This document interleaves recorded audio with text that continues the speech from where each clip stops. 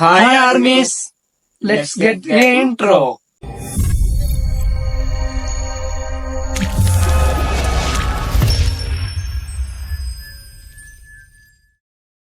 இன்னைக்கு பத்தி பார்க்க போறோம்னா எடிட்டிங்கோட கட்ஸை பத்தி தான் பார்க்க போறோம். இப்போ இருக்கிற டிஜிட்டல் ஒரு உலகத்துல எடிட்டிங்கிறத பத்தி நம்ம தெளிவா தெரிஞ்சுக்கிட்டோம்னு நினைக்கிறேன். உங்களோட சேர்ந்து நாங்கள் சொல்லி நீங்க புரிஞ்சிருப்பீங்கன்னு நினைக்கிறேன். இதுக்கு முன்னாடி எடிட்டிங்கோட கட்ஸ் எப்படி இருந்ததுன்னு பத்தி தான் இந்த வீடியோவில் நம்ம பார்க்க போறோம். ஓகேங்களா? இதுக்கு முன்னாடி அவர் பேர் வந்து லோயேஷோ. அவர் வந்து ஒரு எக்ஸ்பெரிமெண்ட் பண்ணியிருக்காரு. அதுல வந்து இந்த ஷார்ட்டுக்கு எப்படி இது பண்ணலாம், ஆடியன்ஸ் புரிஞ்சுப்பாங்க அப்படிங்கிறத பத்தி தெளிவா ஒரு எக்ஸ்பெரிமெண்ட் பண்ணி சொல்லியிருக்காரு. அதை பத்தியும் எடிட்டிங்கோட கட்ஸ் பத்தியும் தான் நம்ம இந்த வீடியோல பார்க்க போறோம். கைஸ், நம்ம குலேசாவ் எஃபெக்ட் அவரோட எக்ஸ்பெரிமெண்ட் என்ன பார்க்க போறோம்னா, இப்போ ஒரு நபர் இருக்காரு. ஸோ அந்த நபர் வந்து இப்போ நான் இவனை இப்படி உட்கார வச்சிருக்கேன்னு வைங்களேன். இவன் வந்து இப்போ உங்களை பாக்குறான், ஆனா உங்களை பாக்குறான்னு சும்மா ஒரு ஆடியோ நான் படமா சொல்றேன். இவன் பாக்குறான், அவன் எதை பாக்குறான்ட்டு வந்து நம்மளுக்கு தெரியணும். சோ நம்ம வந்து இப்போ ஒரு பொம்மை இல்ல பூனையை வச்சுக்கோங்களேன். இவன் வந்து இவனுக்கு ஆப்போசிட்ல ஒரு பூனை இருக்குன்னா, அந்த பூனை வந்து நம்ம ஒரு கட்டை காமிச்சிட்டு அடுத்து காமிச்சோம்னா இவன் அந்த பூனையை பாக்குறான்ட்டு நம்மளுக்கு புரியும். சோ அவரோட எக்ஸ்பெரிமெண்டே அதேதான். புரியுதா?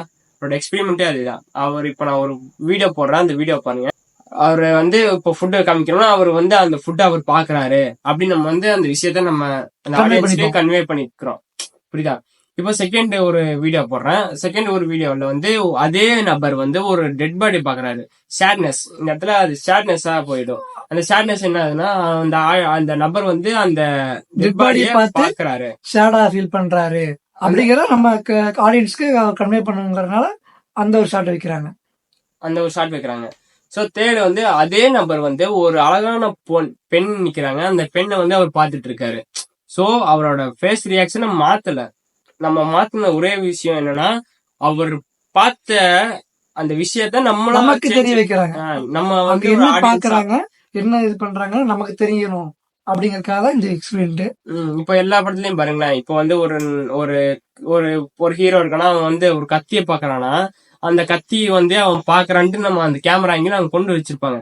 சோ அதனாலதான் அவங்க அந்த கட் யூஸ் பண்றாங்க. அந்த கட் யூஸ் பண்றதுனால நம்ம இப்போ எடிட்டிங் பண்ணும்போது இந்த வீடியோக்கு அப்புறம் இந்த சீனுக்கு அப்புறம் இந்த கட் யூஸ் பண்ணாதான் கரெக்டா இருக்கும். அது அந்த எக்ஸ்பெரிமெண்ட் பண்ணாருதான் குலேசாவ் எஃபெக்ட், அவரோட எக்ஸ்பெரிமெண்ட். சோ அவரோட எக்ஸ்பெரிமெண்ட் நல்ல சக்சஸா போச்சு. அந்த டைம்ல வந்து எப்படின்னா, ஒரு இப்போ நான் இப்படி நின்று இருக்கோம், இப்படி நாங்க உட்காந்துருக்கோம். இந்த உட்காந்துருக்க எவ்வளவு நேரம் தான் நீங்க பாப்பீங்க. அதே நீங்க கட் சேஞ்ச் ஆகும் போது நீங்க என்ன பாப்பீங்கன்னா, கட் இப்போ பேசிட்டு இருக்கோம். நாங்க பேசிட்டு இருந்ததே பேக்ரவுண்ட்ல வந்து ஒரு வீடியோவா உங்களுக்கு காட்டிட்டு அதை பத்தி உங்களுக்கு புரிய வச்சா அப்போ உங்களுக்கு இன்ட்ரெஸ்டா இருக்கு பாக்கறதுக்கு. சோ அதேதான் இது எக்ஸ்பெரிமெண்டோட விஷயமும். அவரோட எக்ஸ்பெரிமெண்ட் பயங்கரமான சக்சஸ் ஆயிருக்கு. இப்போ வரையுமே நம்ம எல்லா படம், ஆனா அந்த டைம்ல வந்து நம்ம நினைச்ச மாதிரி சினிமா இல்ல. இப்போ டிஜிட்டலா இருக்கலாம், ஆனா அந்த டைம்ல நம்ம நினைச்ச மாதிரி சினிமா இல்ல. சோ அந்த டைம்ல அவரோட எக்ஸ்பெரிமெண்ட் பயங்கரமா சக்சஸ் ஆயிருக்கு எனக்கு தெரிஞ்சு. சோ அவரோட எக்ஸ்பெரிமெண்ட் சக்சஸ் ஆனதால நம்ம பாக்குற நிறைய படத்துலயும் நம்ம அந்த எக்ஸ்பெரிமெண்ட் பயங்கரமா யூஸ் பண்ணிட்டு இருக்கோம். சோ இப்ப நீ சொல்ற எடிட்டிங் வளர்ந்தது, நம்ம தமிழ் சினிமா வளர்ந்ததுக்கு ஒரு காரணம்னா உலகநாயகன் கமல்ஹாசன் சார் பத்தி சொல்லலாம்.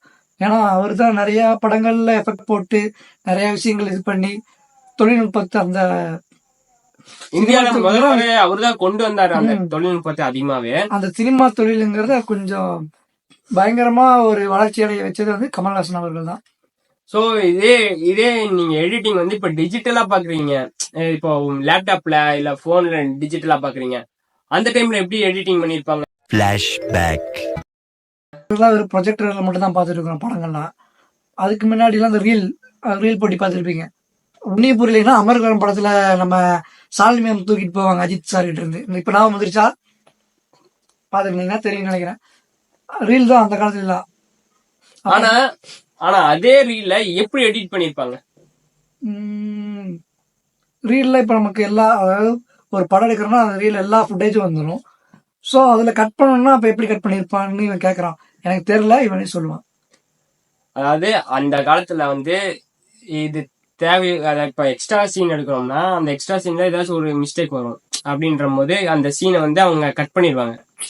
இந்த ரீல்ல அவங்க எந்த எந்த சைடு வேணுமோ அந்த சைடு கட் பண்ணி அவங்க அட்டாச் பண்ணி இப்படி அட்டாச் பண்ணி இந்த பின் மாதிரி அடிச்சு அது மொத்தமா ஒரு ரீலா சுத்தி வச்சிருப்பாங்க. அது வந்து நம்ம தியேட்டர்ல இது பண்ணுவாங்க.